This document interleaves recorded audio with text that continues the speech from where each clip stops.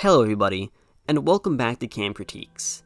E3 may have been cancelled this year, but that doesn't seem to have stopped most companies from putting out their biggest announcements in June. And, to kick off this month of presentations, Sony has just aired a brand new State of Play. State of Plays don't have the best reputation, their track record is very lackluster, but they usually have one or two worthwhile trailers. However, yesterday's was far and away the best one yet. It even rivals some Nintendo Directs in terms of exciting announcements. Let's go over what was shown and talk about what made this such a solid presentation. The State of Play was immediately off to a strong start with the reveal of the Resident Evil 4 remake. Resident Evil 4 is a very beloved game that's near and dear to a lot of fans, including myself, and remaking a title like that is always a bit of a risk. But what they showed looks great. The graphics look as nice as you'd expect from an RA Engine game on PS5, the general atmosphere of the original seems to have been maintained, and the characters all look better than ever. Given the track record of the recent Resident Evil remakes, particularly 2's, and just Capcom in general for the last few years, I can't imagine this not being fantastic. And even if it does disappoint, you can still play the original Resident Evil 4 on just about every relevant platform from the last 20 years. The game isn't too far out, coming March next year, so there's not a huge wait between reveal and release. This was just a great trailer in just about every way.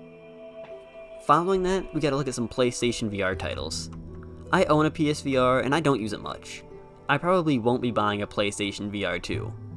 Most games make me super nauseous, and the only real standout I've played was Astrobot Rescue Mission. Still, this section was pretty short, and it showed games with some promise. I can't say I care too much about the Walking Dead game or the update to No Man's Sky VR, but Resident Evil 8 in VR is a pretty big reveal. I know people really enjoyed 7's VR mode a lot, and the Horizon spin-off looks surprisingly good. If they ever make another Astrobot game for VR and I feel compelled enough to get a PSVR 2, those are definitely games I'll be looking out for. The Horizon VR footage led into news about a Horizon Forbidden West update, which doesn't seem too interesting. It's just adding some stuff that should have been there at launch, like New Game Plus. But the reveal after that was pretty huge.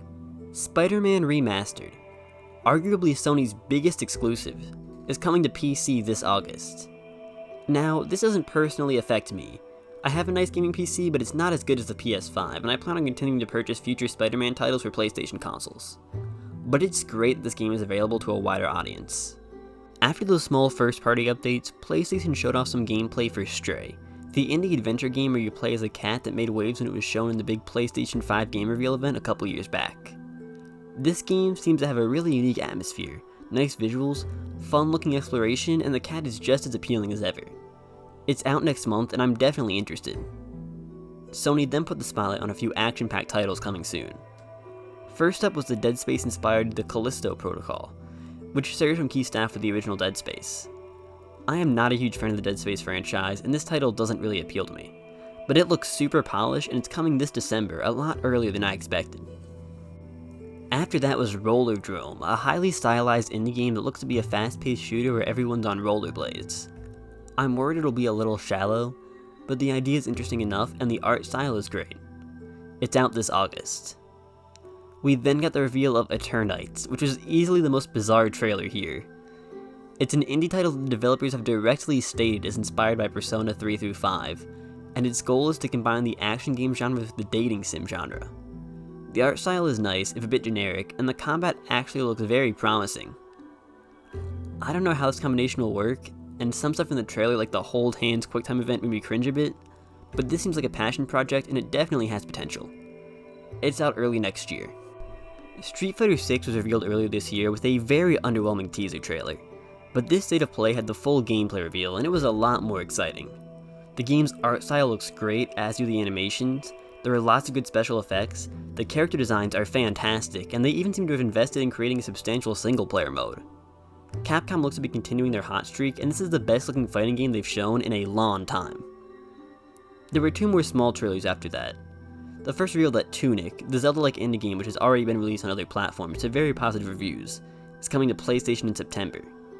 The second showed another look at Season, A Letter to the Future, an exploration-focused indie game with a really great art style coming this autumn. And then, to end off the show, we finally got another look at Final Fantasy XVI. This trailer showcased more of the combat and story, and it looks outstanding. The visuals are much improved over 2020's trailer, the combat looks extremely fun and fast-paced, the story seems very intriguing, and the soundtrack is shaping up to be incredible. This was easily the highlight of the show for me. I can't wait to play it in the summer of next year. The state of play wasn't perfect. Grouping together all the PSVR titles made it drag for me a bit, as I'm not a fan of most VR games, and there was a distinct lack of first-party info, when now seems like a time when we really need updates on titles like God of War Ragnarok. But with huge reveals like Resident Evil 4 Remake, big trailers for Street Fighter 6 and Final Fantasy 16, and lots of promising indies like Stray, all packed into a 30-minute show and all coming within the next year or so, I was more than pleased. The Final Fantasy 16 trailer in particular really blew me away. The show wasn't too long and had tons of stuff I want to play and some things I'm really excited for. It looks like Sony may have finally found their footing with their Nintendo Direct rip-offs, and hopefully this month's other game showcases, as well as future state of plays, are able to live up to this presentation's quality.